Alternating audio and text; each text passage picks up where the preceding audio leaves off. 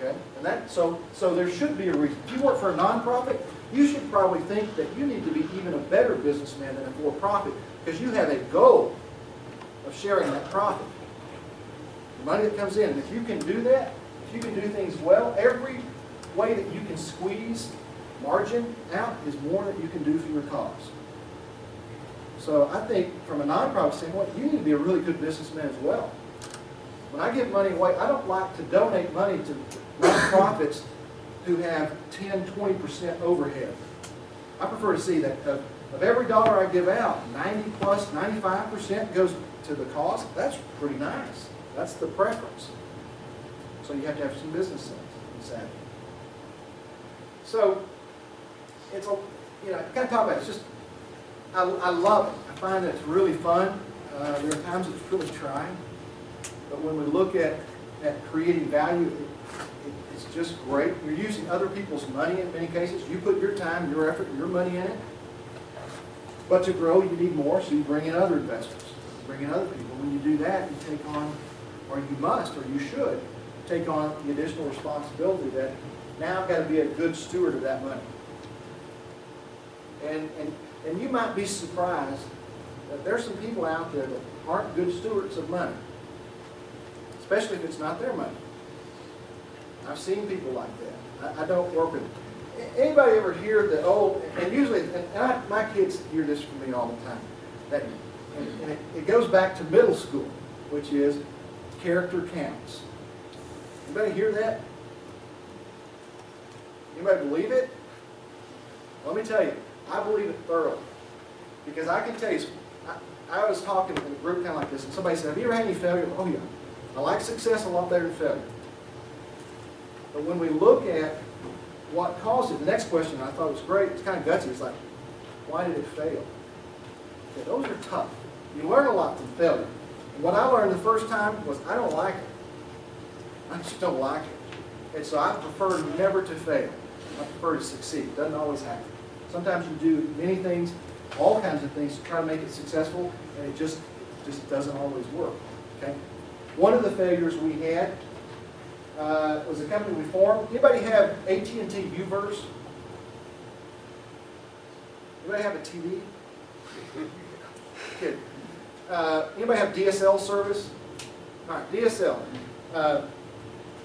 AT&T now offers Uverse cable television over a DSL line. Okay. Before they had that, that was the technology we were developing. Okay, so we knew it was a good market. We had one of our partners introduced us to at the time it was one of the great telecommunications equipment companies, Nortel. They had some financial issues. He played golf with the CEO of Nortel, mentioned our company, and said, I've invested in this company, and I think you guys ought to look at it. He agreed, set up a meeting. We were set to meet with some of his chief technology guys, present to them, because they were interested in partnering with us. That's the kind of introduction you want. So we get ready. So we got our chief scientist. We're trying to get, he's going crazy, trying to get things done. And we said, we've got to get these patents in place. We've got to get the portfolio established before the meeting. We couldn't get him to do it. So finally we said, too busy, we'll bring someone in.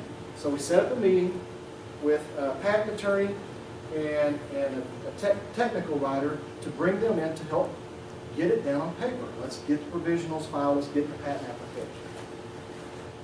The day before the meeting came a certified mail from the chief scientist resigning. Okay, thought it kind of interesting. Great, we're leaving tomorrow. And said he'd give us our equipment back. The next day, another letter came, different attorney. I'm the new attorney for Mr. So-and-so. I won't mention his name. I sure would like to. And in fact, all the technology is actually his, and you don't know it, so you will not get any of that back. Okay, so we immediately go get a restraining order. Okay. I don't know if that makes sense, but when you steal from someone, that's kind of bad character. That's the kind of character that leads to failure. So we fight all the money we use, we put more money in, go through the legal, and I hate to say it, but a good business plan does not rely on litigation. It doesn't work very well. You get a judge, and I hate to say it, the judges just don't understand, many of them, something so highly technical. And so you're spending a great deal of your time, and a great deal of attorney time, trying to explain it to them. And we were basically, the hand we got dealt with was, you two guys need to go mediate, solve it yourself. Needless to say, that didn't work out very well. So that's why I say character counts. And so if you choose to do business with people, please choose good people.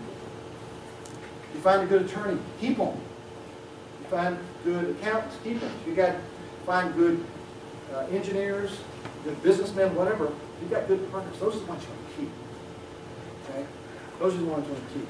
In Microsat, my chairman is one of the sharpest guys you could ever meet. He's an engineer, but he's one of the sharpest business guys. I mean, he led our company, Alamosa, we went from zero, I mean, we had nothing, raised $48.5 million, borrowed quite a bit, go public, moved to the New York Stock Exchange. You got to ring the bell. That's kind of cool.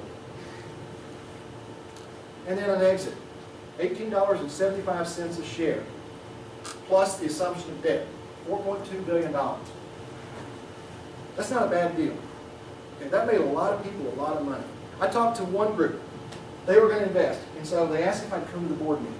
So I go to the board meeting and make a presentation, because they wanted to put $1 million in. And then one of their board chairman goes, all right, Don, tell us what you really think. And I said this. I said, I think you're making a mistake. That wasn't the statement they were expecting. And he looked, he goes, what do you mean? I said, you need to put $3 million in. $1 million's not enough. And they did.